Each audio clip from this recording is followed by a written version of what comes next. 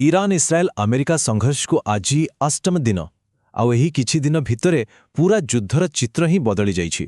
ଏବେ ଏଟା କେବଳ ଗୋଟେ ସାମରିକ ଲଢ଼େଇ ହୋଇ ରହିନି, ବରଂ ଏହା ସିଧାସଳଖ ବିଶ୍ୱ ଅର୍ଥନୀତି ଉପରେ ଆକ୍ରମଣ କରିବା ଆରମ୍ଭ କରିଦେଇଛି। ତେବେ ଆସନ୍ତୁ ବୁଝିବା ଏହାର ପ୍ରକୃତ ଅର୍ଥ କ'ଣ ଆଉ ଏହା ଆଗକୁ କେଉଁ ମୋଡ଼ ନେବାକୁ ଯାଉଛି। ଆଜିର ଏହି ଆଲୋଚନାରେ ଆମେ କିଛି ମୁଖ୍ୟ ପ୍ରସଙ୍ଗ ଉପରେ ନଜର ପକାଇବା, ଯେମିତିକି ଏହି ସଂଘର୍ଷର ରଣନୀତି ହଠାତ୍ କେମିତି ବଦଳିଗଲା, ଦୁବାଇ ବିମାନବନ୍ଦର ଉପରେ ଆକ୍ରମଣ କ'ଣ ସୂଚାଉଛି, ଇରାନର ଧମକ ବିଶ୍ୱ ପାଇଁ କେତେ ଗୁରୁତର, ଆଉ ସବୁଠୁ ବଡ଼ କଥା, ଏସବୁର ପ୍ରଭାବ ଆମ ଅର୍ଥନୀତି ଉପରେ କେମିତି ପଡ଼ିବ। ତେବେ ସବୁଠାରୁ ପ୍ରଥମେ ଆସନ୍ତୁ ବୁଝିବା ଯେ ଏହି ପୂରା ସଂଘର୍ଷର ରଣନୀତି କେମିତି ହଠାତ୍ ବଦଳିଗଲା।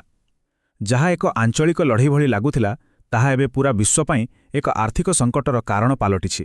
ଗତ ମାତ୍ର 24 ଘଣ୍ଟା ଭିତରେ ହୋଇଥିବା ଏହି 4ଟି ଆକ୍ରମଣକୁ ଟିକେ ଦେଖନ୍ତୁ।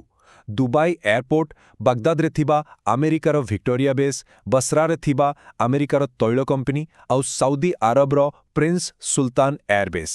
ଏଗୁଡ଼ାକ କିଛି ସାଧାରଣ ଆକ୍ରମଣ ନୁହେଁ, ବରଂ ତେହେରାନର ଏକ ସ୍ପଷ୍ଟ ସଙ୍କେତ ଯେ ଯୁଦ୍ଧର ନିୟମ ଏବେ ବଦଳି ଯାଇଛି ଆଉ ସେମାନେ ଏହାକୁ ଯେକୌଣସି ସ୍ତରକୁ ନେଇପାରନ୍ତି। ଏହି ସବୁ ଆକ୍ରମଣ ଭିତରୁ ସବୁଠୁ ଚକିତ କଲା ଭଳି ଘଟଣା ହେଉଛି ଦୁବାଇ ବିମାନବନ୍ଦର ଉପରେ ଆକ୍ରମଣ, କାରଣ ଏହା ଇରାନର ରଣନୀତିରେ ଏକ ବହୁତ ବଡ଼ ପରିବର୍ତ୍ତନର ସଙ୍କେତ ଦେଉଛି। କିନ୍ତୁ ପ୍ରଶ୍ନ ଉଠୁଛି, ଯୁଦ୍ଧ ଭିତରେ ଗୋଟେ ସାମରିକ ଘାଟିକୁ ଛାଡ଼ି ଦୁବାଇ ଭଳି ଗୋଟେ ବ୍ୟସ୍ତବହୁଳ ବେସାମରିକ ପରିବହନ କେନ୍ଦ୍ରକୁ କାହିଁକି ଟାର୍ଗେଟ କରାଗଲା? ଆଉ ଏହାର ଉତ୍ତର ସାମରିକ କ୍ଷେତ୍ରରେ ନୁହେଁ, ବରଂ ଅର୍ଥନୀତି ଓ ମନୋବିଜ୍ଞାନରେ ଲୁଚି ରହିଛି। ଏହାର ଉତ୍ତର ହେଉଛି ଇରାନର ଏକ ନୂଆ ରଣନୀତି, ଯାହାକୁ କୁହାଯାଉଛି ନନ୍ ଲିଥଲ୍ ବଟ୍ ହାଇ ଡିସରପ୍ସନ୍ ଷ୍ଟ୍ରାଟେଜି। ମାନେ ଲୋକଙ୍କୁ ନ ମାରି ଦେଶର ଭିତ୍ତିଭୂମିକୁ ଏମିତି ନଷ୍ଟ କରିଦେବା ଯେପରି ଅର୍ଥନୀତିର ମେରୁଦଣ୍ଡ ଭାଙ୍ଗିଯିବ ଆଉ ଲୋକଙ୍କର ଆତ୍ମବିଶ୍ୱାସ ଚୁରମାର ହୋଇଯିବ। ଏହି ଆକ୍ରମଣ ପଛରେ ଗୋଟେ ବହୁତ ବଡ଼ ରାଜନୈତିକ ଉଦ୍ଦେଶ୍ୟ ଲୁଚି ରହିଛି, ଆଉ ସେଇଟା ହେଲା ଆମେରିକାର ସେହି ସୁରକ୍ଷା ଛତା ବା ସିକ୍ୟୁରିଟି ଅମ୍ବ୍ରେଲାକୁ ପ୍ରଶ୍ନ କରିବା। ଏହା ଆମେରିକାର ସହଯୋଗୀମାନଙ୍କୁ ଏକ ସନ୍ଦେଶ ଦେବା ପାଇଁ କରାଯାଇଛି ଯେ ଆମେରିକା ଆଉ ସେମାନଙ୍କୁ ସୁରକ୍ଷା ଦେଇପାରିବ ନାହିଁ। ଖାଲି ଆକ୍ରମଣ ନୁହେଁ, ଇରାନ ଏବେ କୂଟନୈତିକ ସ୍ତରରେ ମଧ୍ୟ ପୂରା ଦୁନିଆକୁ କଡ଼ା ଚେତାବନୀ ଦେଉଛି ଆଉ ଏହି ସଂଘର୍ଷରେ ନୂଆ ନୂଆ ସୀମାରେଖା ଟାଣୁଛି। ରାଷ୍ଟ୍ରପତି ମସୁଦ ପେଜେସ୍କିଆନଙ୍କ ନେତୃତ୍ୱରେ ତେହେରାନରୁ ଆସିଥିବା ବୟାନ, ଏହା କୌଣସି ସାଧାରଣ ବୟାନ ନୁହେଁ, ଏହା ଏକ ସିଧାସଳଖ ଧମକ। ସେମାନେ ସ୍ପଷ୍ଟ କରିଦେଇଛନ୍ତି, ଇରାନ ବିରୋଧରେ ବ୍ୟବହୃତ ହେଉଥିବା ପ୍ରତ୍ୟେକ ଭୂଖଣ୍ଡ ଆମ କ୍ଷେପଣାସ୍ତ୍ର ପରିଧି ମଧ୍ୟକୁ ଆସିବ। ଏହି ଚେତାବନୀକୁ ଦୁଇ ଭାଗରେ ବୁଝିହେବ। ପ୍ରଥମତଃ, ମୁସଲିମ ରାଷ୍ଟ୍ରମାନଙ୍କ ପାଇଁ, ଯଦି ସେମାନେ ନିଜ ମାଟିରୁ ଆମେରିକାକୁ ଇରାନ ଉପରେ ଆକ୍ରମଣ କରିବାକୁ ଦିଅନ୍ତି, ତେବେ ସେମାନେ ଇରାନର ଶତ୍ରୁ ପାଲଟିଯିବେ। ଆଉ ଦ୍ୱିତୀୟରେ, ୟୁରୋପୀୟ ରାଷ୍ଟ୍ରମାନଙ୍କ ପାଇଁ, ଯଦି ସେମାନେ ଆମେରିକା କିମ୍ବା ଇସ୍ରାଏଲକୁ କୌଣସି ପ୍ରକାର ସାମରିକ ସାହାଯ୍ୟ କରନ୍ତି, ତେବେ ସେମାନଙ୍କୁ ମଧ୍ୟ ବୈଧ ସାମରିକ ଲକ୍ଷ୍ୟ ଭାବେ ଗଣାଯିବ। ଆଉ ଏସବୁକୁ ନେଇ ଇରାନ ଗୋଟେ ବହୁତ ଶକ୍ତିଶାଳୀ କାହାଣୀ ତିଆରି କରୁଛି, ସିଂହ ବନାମ ଗଧିଆର କାହାଣୀ। ସେମାନେ ନିଜକୁ ଗୋଟେ ଏକାକୀ ସିଂହ ଭାବେ ଦେଖାଉଛନ୍ତି ଯେ ଆମେରିକା, ଇସ୍ରାଏଲ ଏବଂ ୟୁରୋପର ଗଧିଆ ମେଣ୍ଟ ବିରୁଦ୍ଧରେ ଏକୁଟିଆ ଲଢ଼ୁଛି। ଏହା ମାଧ୍ୟମରେ ସେମାନେ ମୁସଲିମ ଜଗତରେ ନିଜକୁ ଏକମାତ୍ର ପ୍ରତିରୋଧକାରୀ ଭାବେ ଦେଖାଇବାକୁ ଚେଷ୍ଟା କରୁଛନ୍ତି। କଥା ଖାଲି ଧମକରେ ସୀମିତ ନାହିଁ। ଇରାନ ଏବେ ସତସତିକା ମଧ୍ୟପ୍ରାଚ୍ୟରେ ଥିବା ଆମେରିକାର ସାମରିକ ଆଉ ଆର୍ଥିକ ସମ୍ପତ୍ତି ଉପରେ ଆକ୍ରମଣ କରୁଛି। ଦେଖନ୍ତୁ, ବଗଦାଦର ଭିକ୍ଟୋରିଆ ବେସ୍ ଉପରେ ଆକ୍ରମଣ ଆମେରିକାର ଲଜିଷ୍ଟିକ୍ସକୁ ବନ୍ଦ କରିଦେଇଛି। ଏପରିକି ଆମେରିକାର ଏୟାର ଡିଫେନ୍ସ ସିଷ୍ଟମ ବି କାମ ଦେଲାନି।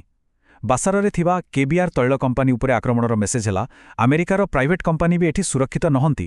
ଆଉ ସାଉଦି ଆରବର ପ୍ରିନ୍ସ ସୁଲତାନ ଏୟାରବେସ୍ ଉପରେ ଆକ୍ରମଣ ପୂରା ଅଞ୍ଚଳର ବାହ୍ୟ ପ୍ରତିରକ୍ଷା ବ୍ୟବସ୍ଥା ଉପରେ ହିଁ ପ୍ରଶ୍ନବାଚୀ ସୃଷ୍ଟି କରିଛି।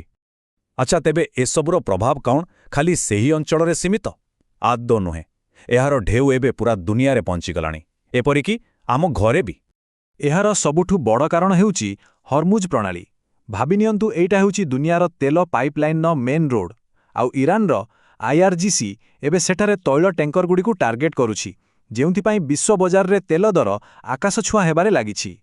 ଆଉ ଏହାର ସିଧା ପ୍ରଭାବ ଆମ ପକେଟ୍ ଉପରେ ପଡ଼ୁଛି। ଖବର ଅନୁଯାୟୀ କମର୍ସିଆଲ ଗ୍ୟାସ୍ ସିଲିଣ୍ଡର ଦାମ 1115 ଟଙ୍କା ବଢ଼ିଲାଣି, ଆଉ ଘରେ ବ୍ୟବହାର ହେଉଥିବା ଗ୍ୟାସ୍ ତ 60 ଟଙ୍କା ମହଙ୍ଗା ହେଲାଣି। ଆଉ ଏହା ତ କେବଳ ଆରମ୍ଭ ମାତ୍ର। ଏସବୁ ଦେଖିଲା ପରେ ଗୋଟେ ବଡ଼ ପ୍ରଶ୍ନ ମନକୁ ଆସୁଛି, କ'ଣ ଦୁନିଆର ସାମରିକ ସନ୍ତୁଳନ ବଦଳି ଯାଉଛି? ଯେଉଁ ଇରାନକୁ ପାଶ୍ଚାତ୍ୟ ଦେଶମାନେ ଦୁର୍ବଳ ବୋଲି କହୁଥିଲେ, ତାର ଶକ୍ତିକୁ ପୁଣି ଥରେ ମାପିବାର ସମୟ ଆସିଯାଇଛି। ଇରାନର ସବୁଠାରୁ ବଡ଼ ତାକତ ହେଉଛି ତାର ପ୍ରଡକ୍ସନ। କଥାଟାକୁ ଟିକେ ସହଜରେ ବୁଝିବା।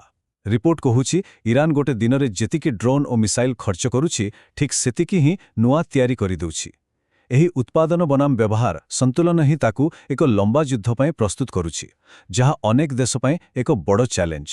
ତେବେ ଏଥିରୁ ଗୋଟେ କଥା ସ୍ପଷ୍ଟ କି ମଧ୍ୟପ୍ରାଚ୍ୟରେ ଏକ ନୂଆ ସାମରିକ ଏବଂ ବୈଜ୍ଞାନିକ ଶକ୍ତି ଜନ୍ମ ନେଇଛି, ଯାହା ପୁରା ଦୁନିଆର ଭୂ-ରାଜନୈତିକ ସମୀକରଣକୁ ବଦଳାଇ ଦେଉଛି।